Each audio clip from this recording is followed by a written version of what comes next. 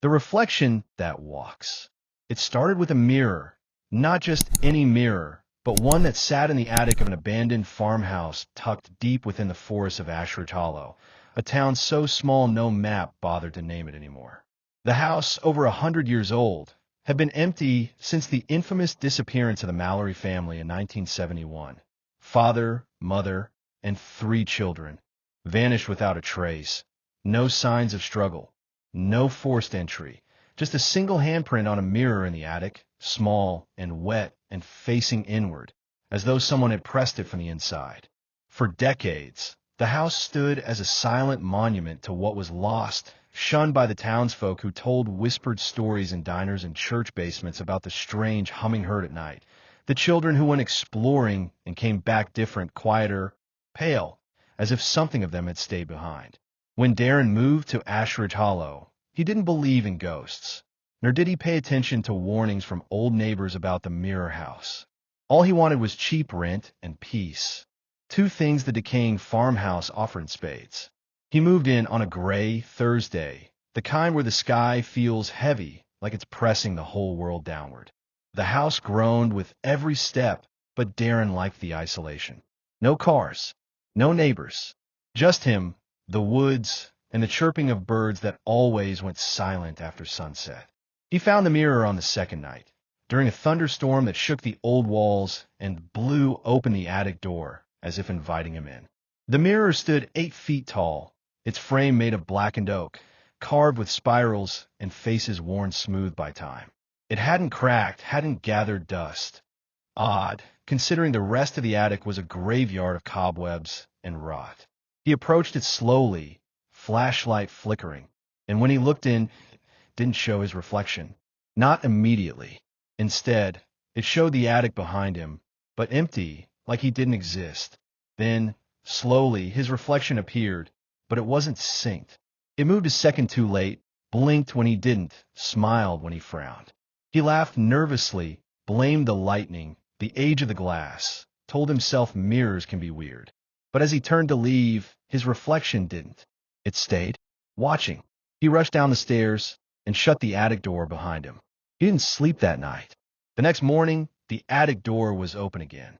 This time, he nailed it shut. That night, he dreamed of mirrors, tall and silent, their surfaces rippling like water, and behind each one, people watching, not trapped, waiting. Over the next few days, the house changed. Subtle things. His reflection in the hallway mirror would blink twice when he didn't blink at all. The bathroom mirror showed him brushing his teeth with both hands, though he was right-handed. And the worst was the bedroom mirror. He covered it with a blanket after catching a glimpse of his reflection staring at him while he slept, wide-eyed and grinning. He tried to leave the house that morning, but his car wouldn't start, and his phone showed no signal despite working fine the day before. He walked for miles through the forest, but the trees seemed to bend back toward the house, roots twisting like fingers try to trip him. By sunset, he was back on the porch, exhausted, bleeding from dozens of tiny cuts he couldn't explain. That night, the mirror in the attic called to him, not with sound, but with a presence like the gravity of it pulled at his bones. He fought it, nailed more boards across the attic door, but when he blinked, the boards were gone. The door was open. The light inside was on. He climbed the stairs like a man possessed, not sure if he was sleepwalking or if the house had unspooled something in him.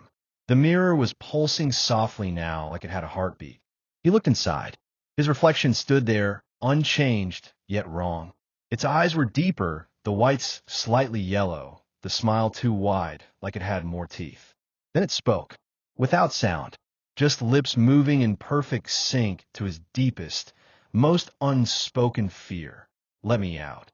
Darren stumbled backward, heart racing, but his reflection stayed close to the glass, hands pressing outward. It whispered again, let me out and you can leave. I'll take your place. You can be free. The house groaned. The wind outside fell silent. And for the first time, Darren realized he hadn't heard a bird in days. Not since he entered the attic. Not since he first looked. He covered the mirror with a tarp, nailed it down. Burned sage he found in an old drawer. Tried everything. Nothing worked. The mirror whispered at night. And sometimes it wasn't even in the attic. Once, he woke up to find it at the foot of his bed. The tarp was gone. His reflection stood inside it, mimicking his breathing perfectly now, its smile gone, replaced with a cold, calculated expression, as if it had learned enough to become him. One morning, he looked in a mirror and saw himself asleep in bed, snoring softly. But he was awake, standing, watching. The mirror had taken his place, or he had taken the mirrors. He wasn't sure anymore. He stopped eating, stopped sleeping. Days passed, or maybe weeks.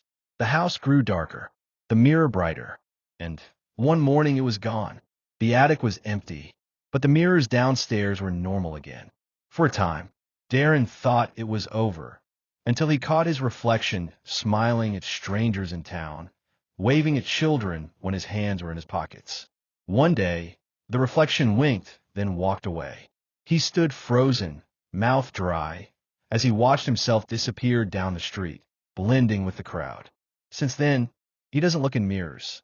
He covers them all, even reflections in water, because he knows if he looks long enough, he might not be the one looking back. And maybe one day, he'll see nothing at all, just a handprint, wet, facing inward.